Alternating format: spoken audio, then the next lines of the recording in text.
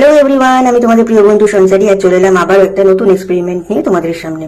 তো আমি ভালো ডেকোরেশন করতে পারি না, তো দেখো কিরকম ঘেবড়ে গেছে মুখটা। একটুখানি সস দিয়ে ওই করতে গেলাম, চোখ আর মুখ রাখতে গেলাম, এরকম ঘেবড়ে গেল। তো যাই হোক, এটা একটা নতুন এক্সপেরিমেন্ট বটে। আলু আর ডিম দিয়ে একটা পরোটা টাইপের। যাই হোক, আমি এরকম একটু এক্সপেরিমেন্ট করতে পছন্দ করি। খেতে কিন্তু দারুণ সুস্বাদু হয়, এর সাথে কিছুই লাগে না, সসটাও না হলেও চলে। আমি জাস্ট একটু ডেকোরেশন করতে গিয়ে এরকম করে ফেললাম। তো যাই হোক, চলো শুরু থেকে রেসিপিটা দেখানো দিকে দেখো।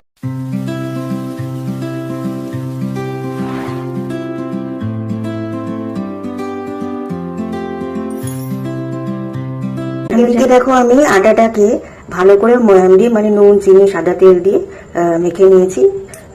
আটার সাথে আমি সামান্য ময়দা দিয়েছি। পুরো ময়দা দিয়েই করা উচিত, কিন্তু করলে ভালো হয়, কিন্তু ময়দাটা শরীরের জন্য ভালো না, সেই জন্য আটাটাই বেশি পরিমাণে দিয়েছি। দুটো হবে এরকম আন্দাজ করে মেখেছি। আর এখানে পেঁয়াজ কুচি, ক্যাপসিকাম কুচি, লঙ্কা কুচি, এখানে একটা আলু সেদ্ধ করে নিয়েছি। এখানে কড়াইতে তেল গরম বসিয়ে দিয়েছি, তেলটা খুব বেশি হয়ে গেছে, ওই জন্য এরকম দাগ হয়ে গেছে। ছেড়ে দিলাম, সামান্য একটু নেড়ে দিলাম, দিয়ে এবার একটু ভাজা ভাজা করে নিচ্ছি।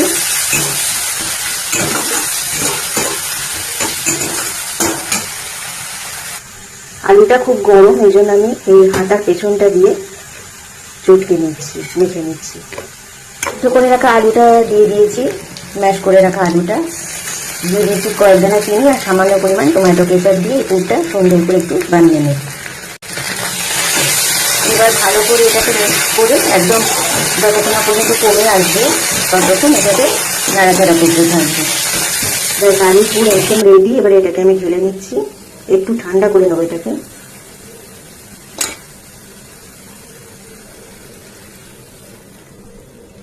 আর এখানে দেখো, আমি একটা পাত্রে দুটো ডিম, 1 চামচ কর্নফ্লাওয়ার, একটু নুন আর একটু গোলমরিচের গুঁড়ো দিয়ে এটাকে আমি ভালো করে ফাটিয়ে নেব। কর্নফ্লাওয়ারটা দিয়েছি যাতে বাইন্ডিংসটা একটু ঠিক মতো হয়, ভালো হয়, সেই কারণে। এইবারে আমি ওইটাকে ময়দাটাকে বেলে তার মধ্যে এই পুরটা স্টাফিং করে আমি এটাকে একদম রেডি করে নিয়ে আসছি। আমি ফ্রাইং প্যানটাকে গরম বসিয়ে দিয়েছি। ডিম, কর্নফ্লাওয়ার, নুন, গোলমরিচ এটাকে ভালো করে ফাটিয়ে নিয়েছি, তেল, সাদা তেল নিয়েছি। আর দেখো, এখান থেকে 3টে লেচি, মানে 3টে পরোটা বলো বা কচুরি বলো, আপাতত এটাই বলছি, পরে ভেবেচিন্তে নাম দেওয়া যাবে, পুর ভরে এইভাবে বেলে নিয়েছি। 3টে হয়েছে এটা থেকে। এবার এগুলোকে হালকা করে সেঁকে নেব। দিয়ে দিলাম একটা ফ্রাইং প্যানে, হালকা করে সেঁকবো। ডাইরেক্ট ডিমের গোলাতে ডোবালে কিন্তু কাঁচা থেকে যেতে পারে, ওই জন্য আমি একটু সেঁকে নিচ্ছি।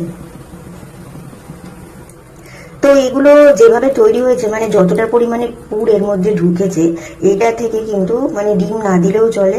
এমনি তোমরা ডাইরেক্ট এটাকে পরোটা ভেজে, আলু পরোটা যেরকম হয় সেরকমই ভাবতে পারো, পুর ভরা আলুর পরোটা। তো আমি মানে একরকম ভাবি, মানে বলবো না যে অন্যরকম হয়ে গেছে, আমি একটু এক্সপেরিমেন্ট করি বিভিন্ন রকম ভাবে টেস্টটা কেমন হয়। তো এটা আমি শ্যালো ফ্রাই করছি, তোমরা ডিপ ফ্রাইও করতে পারো। এক একটা ক্ষেত্রে এক এক রকমের টেস্ট আসবে। সবকটাই আশা করি সব রকমই মুখরোচক হবে খেতে। উল্টে দিলাম। এবার এইভাবে 3টে ভেজে নিয়ে আমি আবার ফিরে আসি। আমার ভেজে তোলা হয়ে গেছে, এখনই এত সুন্দর স্মেল আসছে যেন মনে হচ্ছে যে আলু পরোটা বানিয়েছি। আর এখানে আমি আরেকটা ডিম অ্যাড করেছি, যেহেতু 3টে হয়েছে। এখানে তেল দিয়ে দিয়েছি, 3টেই হয়তো একসাথে ছেড়ে দেবো জায়গা। তো আমার পরোটাটা বা কচুরিটা যাই বলো রেডি হয়ে গেছে। আমি একটুখানি এটাকে কেটে দেখাচ্ছি। আর এখানে একটু জাস্ট আমি সস দিয়ে একটুখানি কায়দা করার চেষ্টা করেছি।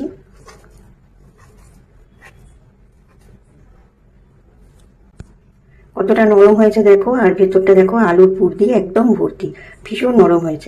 এই দেখো তুলতুলে। গরম বলে আমি বেশি ছিটতে পারছি না, জাস্ট তোমাদের একটু ছিঁড়ে দেখালাম। এটা কিন্তু একটা খেলেই মানে আমাদের অন্তত পেট ভরে যায়। তো আজকের এক্সপেরিমেন্টটা যদি তোমাদের ভালো লেগে থাকে, যদি আমার উপর বিশ্বাস থেকে থাকে, একবার তোমরা ঘরে ট্রাই করতে পারো। দেখতে অতটা সুন্দর হয়নি, তো যাই হোক, সবকিছু যেমন মানুষও দেখতে খারাপ হলেও তাদের মধ্যে অনেক গুণ থাকে, তেমনি এইটারও দেখতে খুব একটা ভালো হয়নি, কিন্তু খেতে কিন্তু দারুণ সুস্বাদু হয়েছে বন্ধুরা। তো তোমরাও একবার ট্রাই করে দেখবে। আমি আগে করেছি, সেই কারণে তোমাদের তখন শেয়ার করা হয়নি।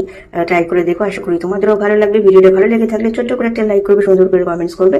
দেখা হচ্ছে পরবর্তী ভিডিওতে। এখন তবে আসি বন্ধুরা, টাটা।